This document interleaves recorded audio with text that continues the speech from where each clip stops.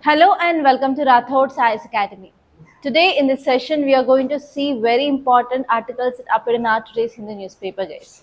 So let's get started. So let us see the first article. Look at the title. So if you see this title, it says that SCO heads condemn Pahalgam terrorist attack. So what is this article talking about? This article is talking about, first keyword is SCO. What is this SCO? Shanghai Cooperation Organization. And second important thing they are talking about is Pahalgam terror attack. Okay, so let me write those two keywords. First one is Shanghai Cooperation Organization and second one is Pahalgam attack.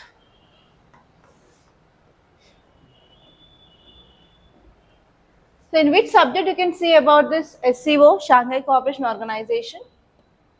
In your GS paper 2 under international relations, you will be studying topic called as international organizations and groupings. So in that topic, you will be seeing about the Shanghai Cooperation Organization. And every year, UPSC has the tendency to ask questions regarding these organizations.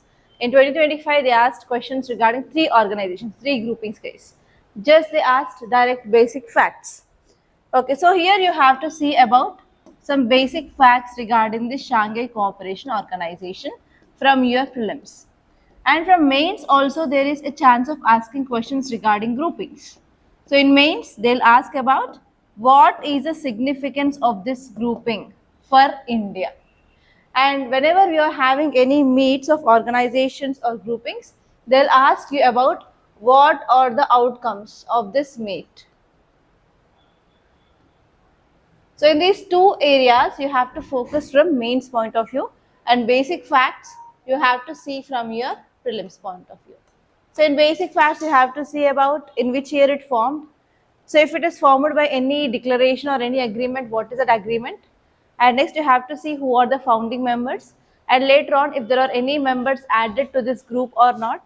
If added, the present membership or recently added countries that you have to remember, guys. So these are the very, very important areas that you have to focus. And if you see the next area, it is about Pahalgam issue.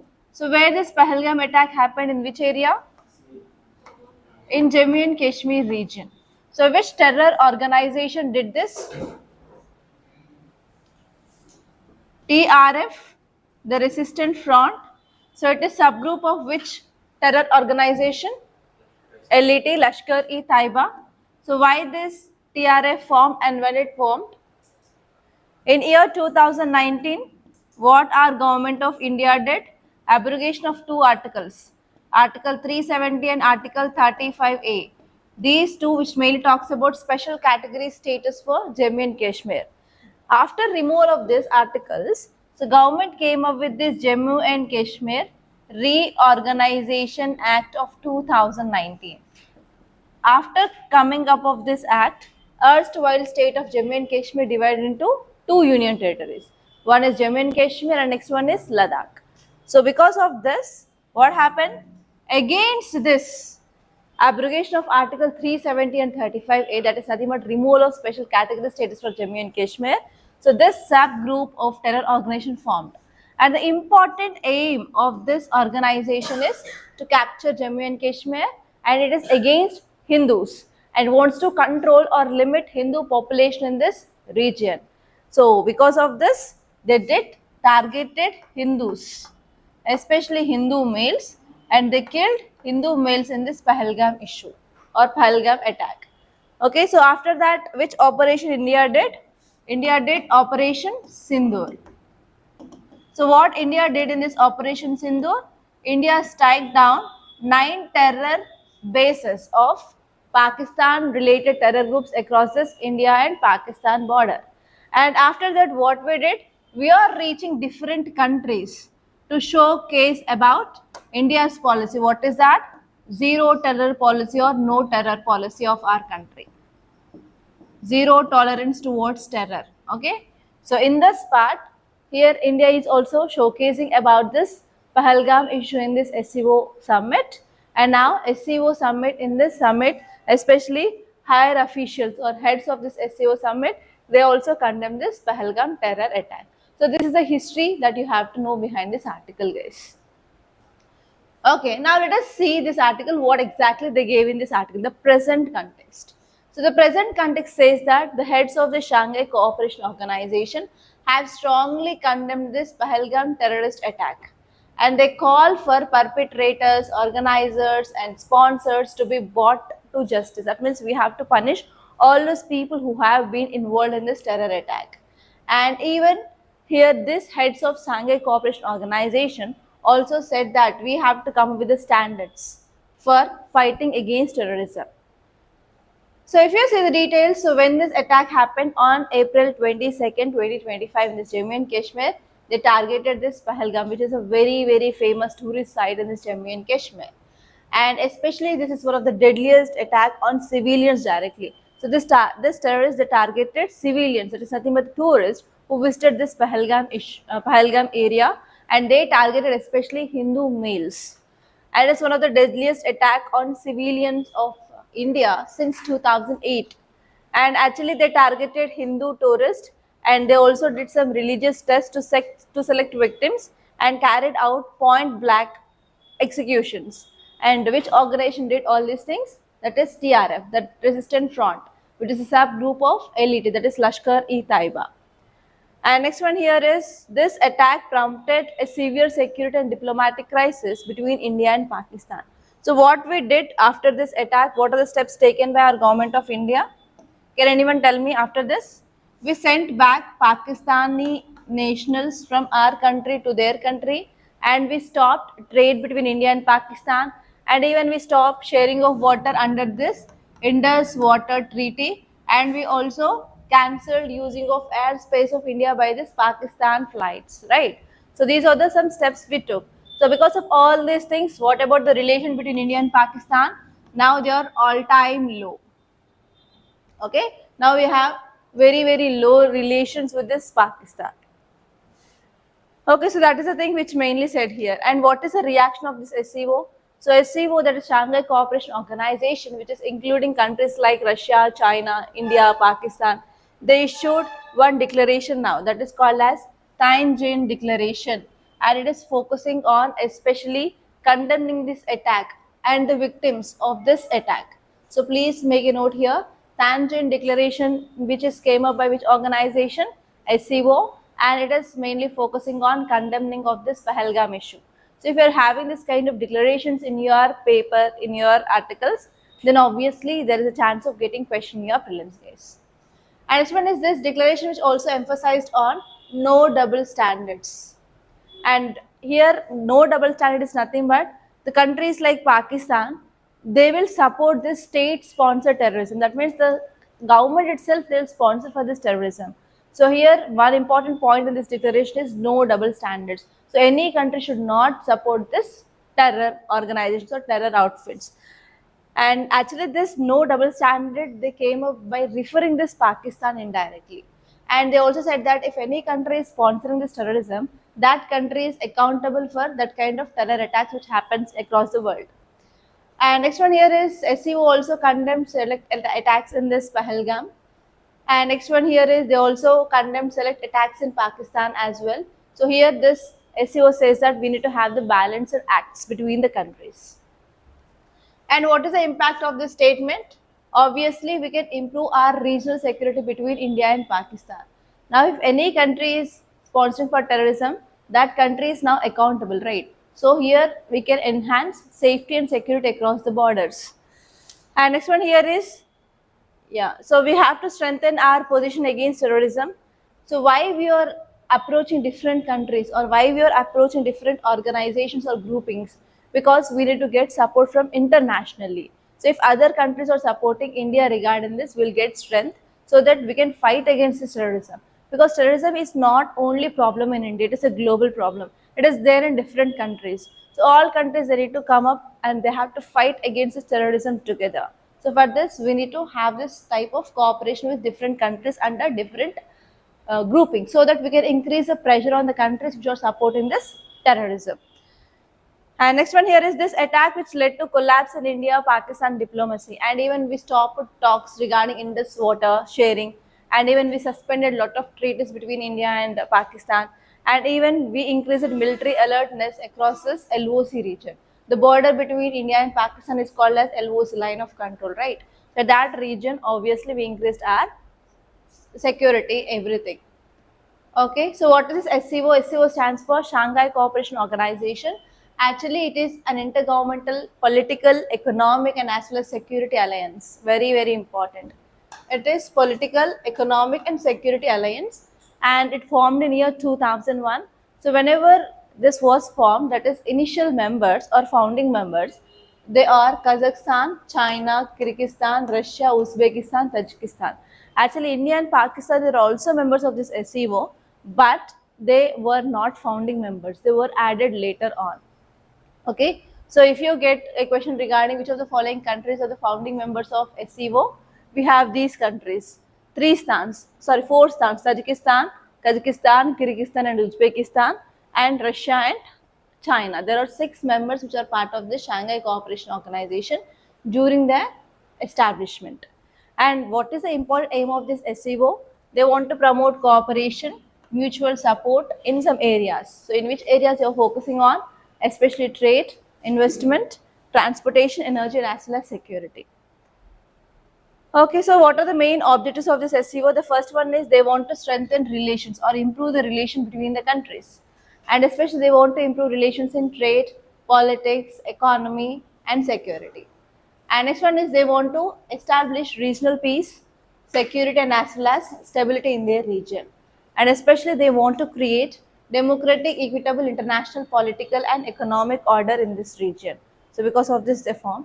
And now the member countries are China, India, Kazakhstan, Kyrgyzstan, Russia, Pakistan, Tajikistan, Iran, and Uzbekistan. Iran is a recently added member for this SCO, guys. Okay. So now let us see other articles. So actually today's newspaper is filled with one incident, that is earthquake in Afghanistan. Okay, so see the title. The first one is Earthquake Kills Over 800 and Injures at least 2,800 in Afghanistan. Rescue efforts underway. So what is the keyword? The keyword here is earthquake. And in which area it happened? In Afghanistan. So that is the one article. And second article, look at the title here. India extends assistance to earthquake hit Afghanistan. That is, India is providing some humanitarian assistance for this Afghanistan. Okay, so these are the two articles which are there in our news. So the keyword here is earthquake.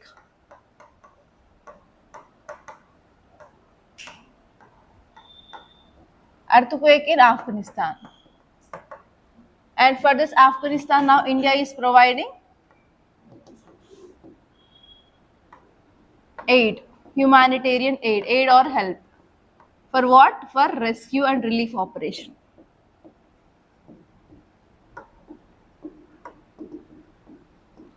So now you guys tell me from which subject we'll study in this earthquake, everything related to earthquake. Okay, in GS paper 1 under geography, we'll study this earthquake, right? So it is part of which part of your world geography, geomorphology or climatology or oceanography? It is related to your geomorphology. Okay, now you guys tell me what are the causes? What is the meaning of earthquake? Earthquake is nothing but sudden movements on the earth's surface that will releases lot of energy in the form of waves. Those waves are called as seismic waves. And because of this energy, that will cause destruction of the property infrastructure. So because of this falling downs of this infrastructure, that will causes loss of life, loss of property, whatever it may be, right? Okay. So what are the important reasons for these earthquakes? Why these earthquakes happens? Please tell me what are the reasons. Plate movements. So because of this plate movements, we can see this formation of earthquakes. So how many types of plate movements do we have? 3 types of plate movements, right? So first one is convergent boundaries. Next one is divergent boundaries. And next one is transform boundaries. So in which type of plate movements commonly we can say this earthquakes? In convergent.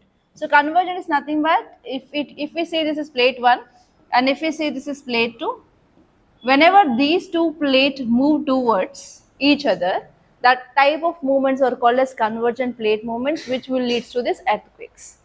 Okay, now where is this Afghanistan located? So if you say this is India, so here we have Pakistan and here we have Afghanistan, right?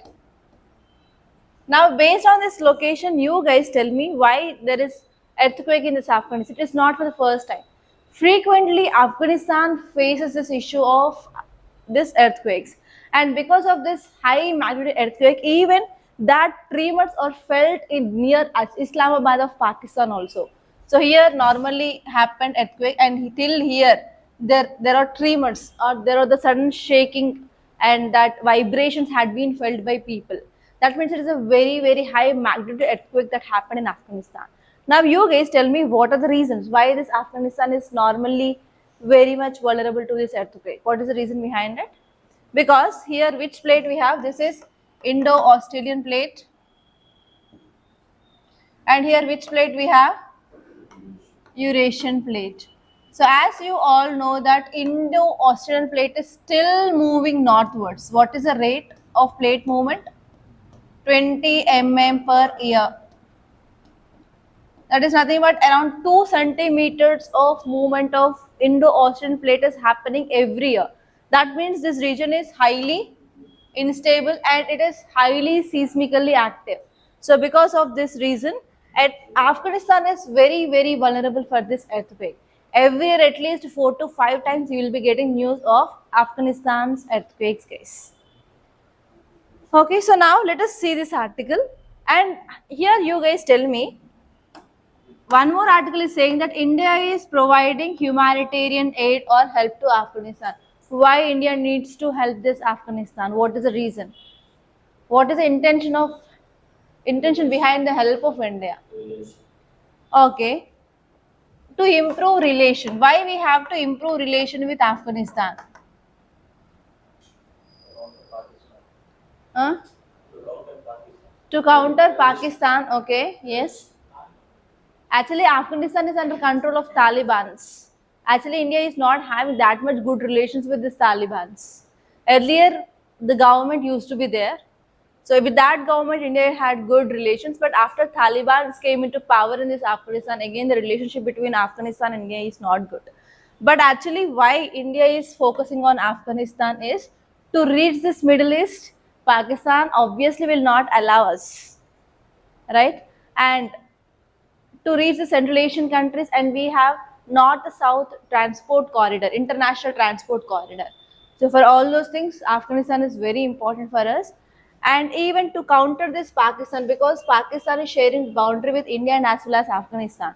To counter this Pakistan also, we need help of this Afghanistan. And next one here is India invested a lot in this Afghanistan for railway projects and as well as developmental projects, hospitals. So we did lot of investments. To save our investments there also, we need to provide help. And even one more important area here is Indian diaspora, which is present in this Afghanistan. And it is responsibility of our country or our government to take care of Indians who are present in other countries. So for that also, India is providing humanitarian assistance for this Afghanistan now. Okay. So now let us see this article clearly. So Afghanistan experiences earthquakes because the location of this Afghanistan is strategically very important because it is situated at this boundary of these two plates, that is Indo-Australian and as well as Eurasian plate. So because of this movement of this Indo-Australian plate towards northwards, that lead to frequent seismic activity in this region. So if you see the geological reasons for this earthquakes or vulnerability of this Afghanistan, so first reason here is plate tectonic collision. As I said, and next one here is we have major fault lines. Especially we have certain fault. Fault are nothing but cracks which are there on this plates. They are called as fault lines. So we have fault lines especially in this Chaman fault, Hindu Kush Trust, etc. So in this regions, especially it will release energy in the form of waves. They are called as seismic waves, energy release. So normally, if you see earthquake happens, What is earthquake? Earthquake is nothing but release of energy, right? So that energy is released in the form of waves. So these waves are two types of waves. First one is body waves and second one is surface waves.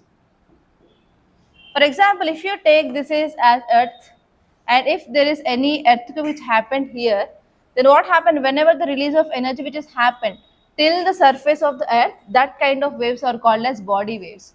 And after reaching the surface, so here there is a transmission of waves on the surface of our earth, then they are called as surface waves. In this body waves, again we have two types of waves, primary waves and secondary waves. And in surface waves, we have love waves and Rayleigh waves. So because of this surface waves, it caused destruction on our earth's surface. So why this buildings, infrastructure will destroy it is because of surface waves. It is not because of body waves. Okay. So here, because of the surface waves, it causes lots of destruction. And this will leads to the loss of life and as well as property.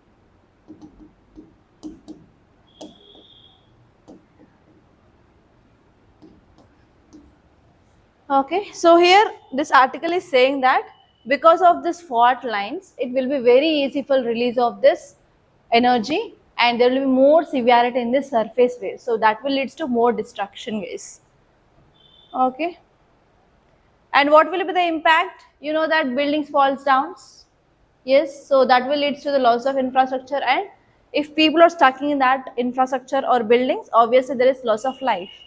So here we can see structural damage and even more than 90% of casualties we can see in this earthquakes because of collapse of these houses and structures. And next one here is ground displacement may happen and there will be sudden fall of buildings and rupturing of critical infrastructure, roads, drains, pipelines, etc. If this earthquake happens inside the ocean, that will lead to formation of tsunami. And next one here is that will also leads to the liquefaction of soil. That means if there is any loosely packed soil is there, suddenly tsunami happened and water came and mixed with this soil, then what happened?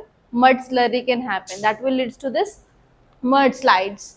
And next one is sometimes it will also lead to the fires, especially if there are any electrical wires, if there is any short circuits happens because of this earthquakes, that will lead to the fire accidents. And next one here is there will be disruption of the livelihood, disruption of what are the business they are doing, what are the work they are doing. So there will be also economic impact of this earthquakes. And what can we do, how we can mitigate this earthquake?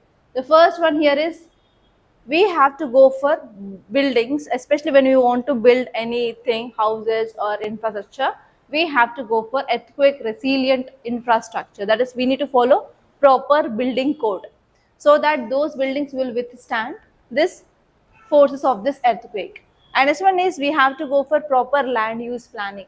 So one more reason for this earthquake here is if you are building some artificial dams, that will also causes earthquake. They are called as dam induced earthquakes. So if you are using, how we are using this land, so whether you are using in a proper way or not, so for that we have to go for proper land use planning. And this one is we have to improve the public awareness about, for example, if the people who are present in that area which are very much vulnerable to this earthquake, we have to give proper awareness like what to do and what not to do and what are the steps to be taken so that we can minimize the loss of life and property. And next one is we have to go for proper disaster preparedness as well. And as well as we have to go for assessment. We have to go for mapping, vulnerability mapping. And based on that, we have to take the proper steps to decrease the loss of life and as well as property. And say this article guys, again one more article regarding amoeba infection. It is brain eating amoeba. So it's seen in which state? Kerala. What is this brain eating amoeba is about? So what is the mode of transmission of this amoeba? Children, whenever they are going for swimming in nearby freshwater ponds or whatever it may be, it is going through nasal route. It is entering into nostrils and from nostrils it is entering to our brain and it will start infecting our brain. It will start eating our brain. Initially it will causes, what is the name of this disease? Meningoencephalitis, amoebic meningoencephalitis, right? So which amoeba causes this? What is the name of that amoeba? Nagrela florae, okay? So see this once, already we discussed about this article, just revise those facts that we discussed there. And see this next article guys, new Bairabi Sairang rail line set to improve connectivity in Mizoram. So what is this article is talking about? It is talking about one important infrastructure in northeastern part of our country. And it is very important from your GS paper 3 under economy guys. So where you will be seeing about this mode of transport, in which subjects, in your geography you will be studying about this mode of transport. So can anyone tell me like which are the means of mode of transports that are there in our country? We have roadways, railways, airways, waterways and pipelines. So these are the major modes of transport system. And what are the problems in this northeastern part of our country? So we are having a very less area to connect this mainland with this northeastern region. What is that route? We have Chicken Neck Corridor. It is around 108 kilometers only. And even in this northeastern region, we have topography. That is very typical topography because we have extension of this Himalayas in this region. They are called as Purvanchal, right? So we have lots of hill and chains of hills in this region. And because of this, what is happening? So if you want to construct these roads, is that easy? If you want to go for other modes of transport, it is very difficult because lush green forest we have, and this northeast is dominated by the tribal population, and even we have typical topography. So because of this, we are not having that much good transportation facilities as we have in our plains compared to that of this northeast. So because of this, there is no proper trade, proper economy. The contribution of this northeastern states to our economy is very less because of lack of proper infrastructure and development. So government is trying to focus on this northeast development now, and now recently government came up with this new Bairabi Sairang rail line in Mizoram. So actually it is the fourth important railway line in this northeastern region guys. So here you have to see which are other three railway lines in this northeast. You may get a question in your prelims, so please make a note. Okay, so this article is saying that Mizoram capital Aizawl has been successfully connected to National Railway link via Bairabi Sairang rail lane. So it is the fourth northeastern capital with rail access. So other than this Mizoram, other areas which is having rail network is Assam Dispur, next one is Tripura Agartala and Arunachal Pradesh Itanagar. So here only four northeastern states they have this railway network now. Okay. Yeah, see this map, you can understand where they are exactly. So here in this Arunachal Pradesh, we have Murkong Selak to Pasighat train system, and second one is here we have Dhanasri to Jubia, and next one here is Jiribam to Impal, and next one is Bairabi to Sairang. So we have four lanes, and here you can see they may also ask a question like, so they'll give these names and they'll ask you to arrange from north to south or south to north because they're aligned in such a way. See this map. So here you have to remember that also. In Arunachal Pradesh, which system we have? Okay, in Assam and in other areas, see that from north to south and south to north. So try to make a map of this. For sure, you'll be getting a question. Because recently our Prime Minister gave a statement that we are going to improve our economy and we are going to become the third largest economy. So for that, obviously, we have to focus on logistic and infrastructure. So this is one such an example. Okay, now let us see about some facts regarding Indian Railways. So Indian Railways established in our country in British period itself. That is in year 1853. The first railway line is from Bombay or Mumbai to Thane, and it is just how many miles? 21 miles. And now India is having the fourth largest railway network in the world. So first highest railway network is there in US, next one is in China, and next one is in Russia, and fourth one is in India. And you have to remember this countries also, which is the first, second, third and fourth. And next one here is Indian Railways generates around 69% of its internal revenue from this freight operations. So here Indian Railways will provide two services. First one is passenger services, next one is goods train. That is nothing but freight operations. But we have lots of challenges in our Indian Railways. Those challenges are nothing but the track which is not good, and even we laid at a very old time, and that is not suitable for running of nowadays new projects like Vande Bharat Express, which is a very highly fast moving train, and even bullet train also we can't run on that so and so lane. And even if you want to go for renovation, or like if you want to come up with the new lanes, we have to take environment clearance. That is also very big problem in India. So because of this, here what are the challenges that we have in our railways? We have to overcome that so that we can improve our economy. And this one is this railways contributes approximately 1.5% to our GDP in financial year 2024, guys. And actually, we are thinking that by 2050, India is going to be Indian Railways is going to be contributed to around 40 percentage of global rail activity. But we have to wait and watch. And for improving of infrastructure in these railways and to overcome the challenges of these railways, our government came up with one policy called as National Rail Plan for India 2030, guys. So you have to see about what is this plan, and what challenges we have in our railways, and how we are going to overcome that, and what measures that you can give, because in this examination you have this IRTS services also.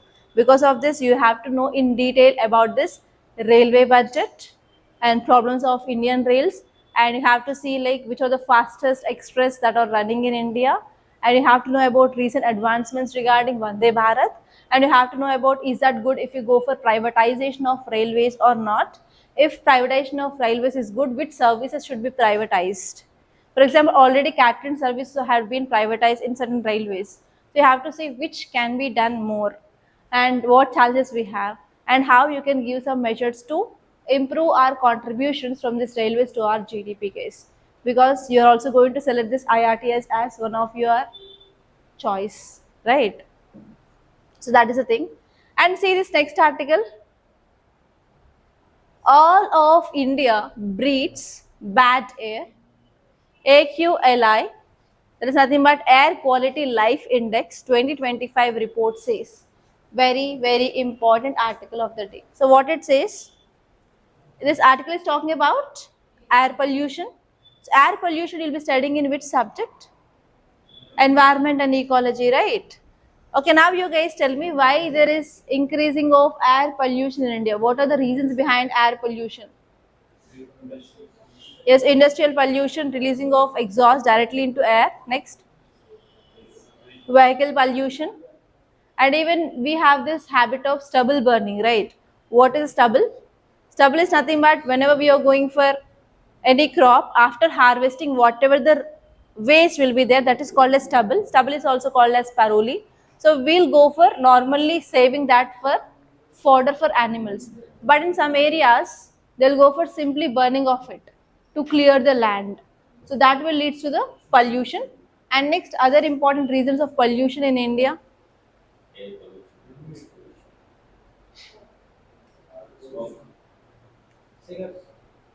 Okay, cigarette smoking. Diesel engine smoke. Huh? Vehicles. Dump yards. Okay. Vehicles. Okay, let us see this article. And is there any impact of this air pollution? We are inhaling bad air. So is there any impact on our health? Which kind of impact that we can see on our health? Lung cancer, lung issues, asthma, respiratory problems, cough, cold, infections. Uh, there is increased carbon monoxide that will lead to decreased efficiency of the cells. And what about life expectancy? Increase or decrease? Increase. Decreases. So how many years of life will be decreased if you are staying in this polluted areas? 40 years. 100. Okay, let us see that. So actually this article is saying that recently Air Quality Life Index, please make a note, Air Quality Life Index report released. Air Quality Life Index 2025 report released, and this report is saying that all citizens of our country, they are inhaling bad breath or bad air. Because of this, it is having impact on our health, and as well as these fine particulate pollution is decreasing life. So on average it will decrease 3.5 years. So your life will be decreased by 3.5 years if you are staying in this Deccan region and this plain region. So if you are staying in this Delhi, your life will be decreased by 8.2 years because of this pollution, guys. So you can see, if you want to decrease your life, you can go and you can stay in Delhi. Okay, see here some more details. So every one of India's 1.4 billion people lives in the region where there is increasing of annual PM, that is particulate matter 2.5 levels, is exceeding. So no, actually WHO said that. So the permissible limit of this 2.5 PM 2.5 in the air is 5 micrograms, that is 10 power minus 6 per meter cube.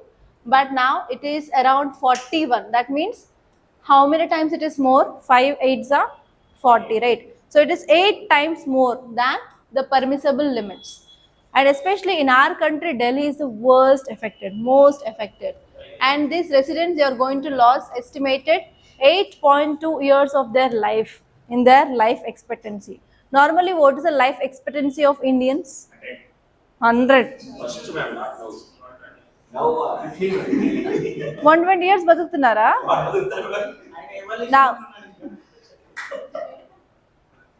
Now what is the life expectancy? How many years for your grandfather? How many years if they are alive?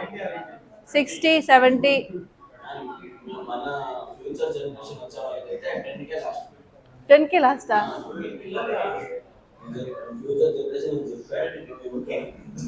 Okay, so see about what is exactly life expectancy of men and as well as women. So women will be having more life expectancy compared to that of men, guys. So you have to see exactly why, what is the reason behind it. And this one is you have to see what is the age.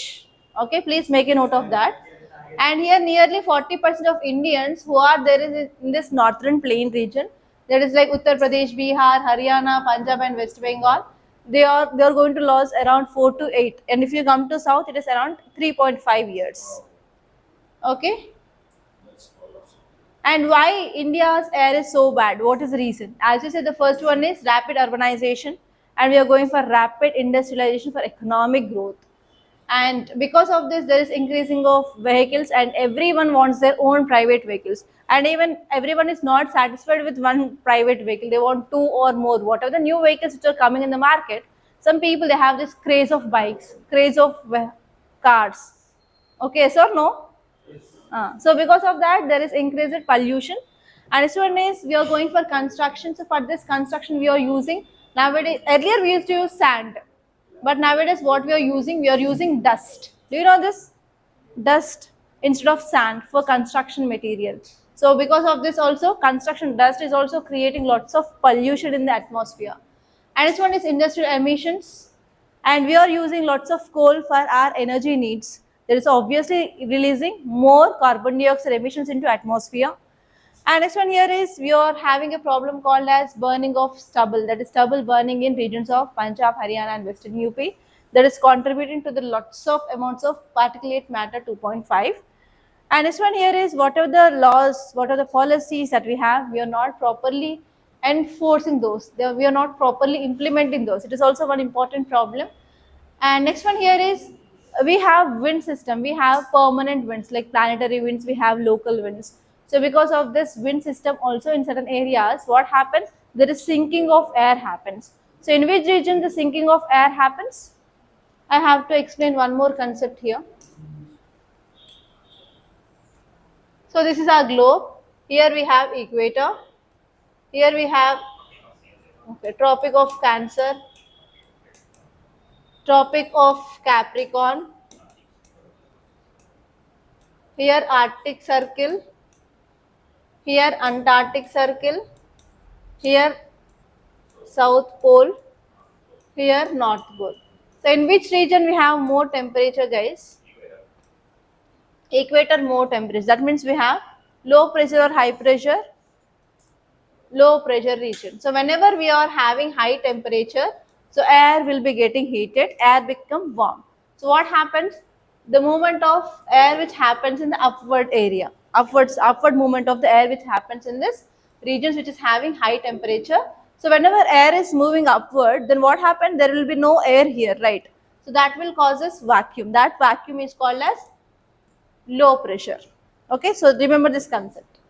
And next one is whenever we are having low temperature, what happened? Air will be cool. So whenever the air is cool, that is heavy. So because of this, air will be exerting pressure on the surface now because of its weight. So here air will be exerting more pressure on this surface now. So because of this, we have high pressure regions. So in this globe itself, there are certain regions we have low pressure, and certain regions we have high pressure. Normally we have very high pressure or very low temperature in this pole region, right? So normal in polar regions we have low temperature, obviously we have high pressure there. So alternatively we have high pressure and low pressure areas. Okay, so because of this, whenever we are having low pressure, air will be moving up. That means whatever the dust which is there or whatever the pollutants which are there in the air will be going up. So here we have little bit of fresh air. But what happened in this condition here, whenever we are having high pressure or whenever we are having low pressure, so air will be there at the more concentration will be there at the ground level. So that here we have more pollution. So why this Delhi is having this problem of bad air quality during winter season? Normally in winter season we have low temperature, that means high pressure area. Whatever the dust which is there, that will be there at this ground level itself. So that what happens? There is a formation of fog. Even in the mornings, we can't see what is there before you. So because of this, lots of accidents will happen in this Delhi region. So this Delhi air quality will be news only in the winter season, but not in the summer season. Because in summer season, we will be having at least something will be cleared. But here, no clearance. So everything will be suspended. That so and so particles or pollutants which will be suspended in the air in this high pressure region. Okay. So here this article is saying that because of this movement of this wind system, especially some areas we have low pressure area and some areas we have high pressure area, and in this high pressure area obviously we have more pollution compared to that of this low pressure areas. So these are the reasons why we have air pollution in our country, guys. And what is the impact? The first one here is this fine particulate pollution PM 2.5, which is linked to the heart disease, which is even linked to our lungs, respiratory system, asthma, respiratory failure, whatever it may be. Especially who are more vulnerable? Children and as well as elderly people, not youth. Okay, youth will be having at least resistance and immunity power. And if you see, because of this pollution, and even we discussed one article in one of our class that because of this pregnant women who are living in this polluted areas, they are giving birth to low weight babies, LBW babies that we discussed, right? So in the same way, because of this pollution, that is also reducing the life expectancy of the people. And the people who are staying in Delhi, there is decreasing of 8 years of their life. And in this Bihar 5.6, Haryana 5.3, UP 5 years, and in Deccan it is around 30.5 years. Okay, so that is the thing which mainly said. So here WHO is saying that we have to meet the standards so that we can save the lives of the people, or else there is decreasing of life of the people. And here you have to think about what kind of measures we can take to control this air pollution. And if you are like a secretary under this Ministry of Environment, you have to give the suggestions to Environment Ministry, and you have to focus on implementation and as well as formulation of the policy. So you will be taking an active part there. So now onwards, you have to think about how can we control that. Okay, from your side, because you're the young people and you know lots of technology, you are aware about that, and some of you came from this medical background, some of you came from this science, arts, and as well as BTech background, you know about technology, right? So how you can use your knowledge for overcoming of this type of problems of our society. So think on this, guys, and try to come up with your own ideas, and that own ideas you can write in the way forward, guys. That will add value for your answer. Okay, so these are the important articles that appeared in our today's in the newspaper. By this I'm concluding. Thank you so much, guys, for watching, and please do like this class and share this class. And one more thing here is you can follow us on our Instagram page as well. We are providing daily prelims with answer and as well as mains with model answer and also current affairs in short. So try to follow us on Instagram. And if you want to join prelims or mains foundation course, admissions are going on both on online and offline. So if you want to contact us, you can contact us on this number 8074765513, or else if you want to meet me directly, you can come to office, which is located in Ashok Nagar, exactly above Vikas Book Center, second and third floor, Hyderabad. Thank you guys.